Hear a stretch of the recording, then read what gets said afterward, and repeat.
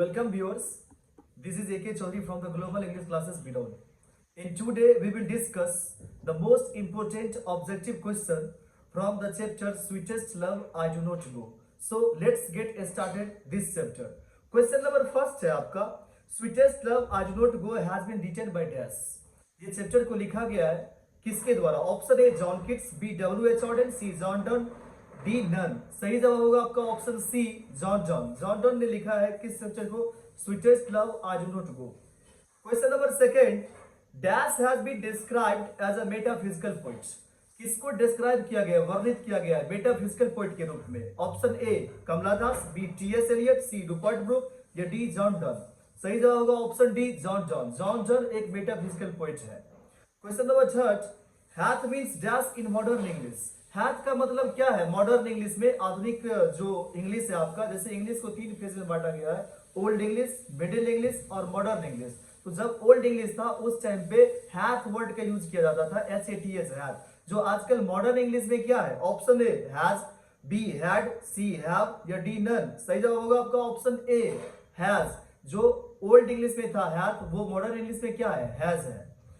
Question number 4, John Donne is well known for his dash. John done well known का मतलब होता है famous, विख्यात जिसे बोलते हैं। वो किन चीजों के लिए विख्यात है? Option A songs and sonnets, B satires, C sermons या डी ऑल ऑफ दिस। तो आपको पता होगा कि जॉन डन वेल नोन है, विख्यात है इन तीनों चीजों के लिए, सॉन्ग एंड सोनेट्स के लिए भी, सेटायर्स के लिए और सरमन्स के लिए। तो सही जवाब क्या होगा आपका? Option number D all of this, मतलब इनमें से सभी, ए बी सी तीनों के तीनों क्या है? सही है। इसलिए option D will be the correct answer. Question number 5, man's power is very dash. Man's की जो पावर है ना, आदमियों की जो शक्ति है वो बहुत ही क्या है? Option A strong, B smooth, C weak या डी नन। तो सही जवाब होगा ऑप्शन सी वीक। आदमी की जो शक्ति है ना वो बहुत ही कमजोर है। The correct answer will be option C. Question number 6 है, he hath no desire nor sense nor half so such way। उसके पास ना ही कोई डिजायर है, ना कोई इच्छा है, ना ही कोई सेंस है, मतलब ना ही कोई दिमाग वाली बातें हैं और ना ही कोई शॉर्ट वे है। शॉर्ट वे का मतलब क्या? संक्षिप्त रास्ता जिसे बोलते हैं, शॉर्टकट रास्ता जो होता है। Has been compose by dash. ये लाइन को लिखने वाले राइटर कौन है? आपके एग्जाम में आपको पता होगा किसी भी पोएम का या फिर प्रोज सेक्शन से आपका 2 लाइन ले लेगा और पूछेगा कि इस लाइन को लिखने वाले राइटर कौन है। तो आपको पता होना चाहिए option A John Donne, B John Keats, C Rupert Brooke या डी नन। तो इस लाइन को लिखने वाले जो राइटर है वो option A John John. John John ने ही लिखा है इन पंक्तियों को। Question number 7, weariness means dash. Weariness का मतलब क्या होता है? Option A tiredness, B happiness, C ugliness या डी नन। सही जवाब ऑप्शन ए टायर्डनेस, क्योंकि वेरीनेस का मतलब होता है थकान और टायर्डनेस का मतलब भी होता है थकान। मतलब सिमिलर वर्ड जो हुआ, वेरीनेस का मतलब वो क्या हुआ? टायर्डनेस हुआ। Who is called the pioneer of a metaphysical poetry? Option A Samuel Johnson, B John Donne, C Andrew Marvell या डी नन। सही जवाब होगा option B John John. Question number 9, John Donne was born in dash. John Donne का जन्म कहाँ हुआ था? कौन से कंट्री में हुआ था? Option A England, B America, C Japan, D none. सही जवाब होगा ऑप्शन ए इंग्लैंड। इंग्लैंड में जन्म हुआ था किसका? जॉन डन का। इस क्वेश्चन को ऐसे ही पूछ सकता है कि John Donne belongs to dash. John Donne कहां से बिलोंग्स करते हैं? तभी भी आप क्या लगाए वहां पे? ऑप्शन सही क्या होगा? इंग्लैंड होगा। बिलोंग्स करना मतलब क्या? वहां पर उनका जन्म होना। क्वेश्चन नंबर 10, व्हेन दो size not wind is from dash. ये लाइन किस कविता से लिया गया, किस पोएम से लिया गया है? Option A snake, B the soldier, C sweetest love I do not go या डी नन। सही जवाब होगा option C sweetest love I do not go से लिया गया ये पंक्ति है, ये लाइंस है। Question number 11, what does the poet use as a metaphor about his returning from the journey. कौन सी मेटाफर वर्ड का यूज करते हैं लेखक अपने जर्नी से रिटर्न को लेकर, कि अपने यात्रा से वो क्या आएंगे, रिटर्न आएंगे, लौट के आएंगे। तो उस वक्त आपको याद होगा कि वो जो एग्जांपल देते हैं, मेटाफर जो वर्ड यूज करते हैं, वो सन के बारे में बताते हैं अपने बिलव्ड को, अपने प्रेमी को, कि तुमने देखी नहीं कि कल जो सूरज का अस्त हो गया था और आज वो फिर से आ भी गए हैं। खैर वो तो सूरज था, उसके पास ना तो कोई सेंस है और ना ही डिजायर है, फिर भी वो आ जाता है यदि कल अस्त होता है। मैं तो आदमी हूं, मैं जरूर ही आऊंगा फिर से रिटर्न। तो इसमें जो मेटाफर वर्ड का यूज किया गया है option A sun, B moon, C earth या डी नन। सही जवाब क्या होगा? Option A sun. Sun means सूर्य। Next question number 12, sonnet is dash. Sonnet क्या होता है? Option A 14 lines poem, B 3 lines poem, C 50 lines poem या डी नन। सही जवाब होगा आपका ऑप्शन ए 14 लाइन्स पोएम। 14 पंक्ति की कविता को क्या बोलते हैं? सोनेट्स बोलते हैं। Question number 13, what are the things that the sun does not have? कौन सी ऐसी चीजें हैं जो सन के पास नहीं है?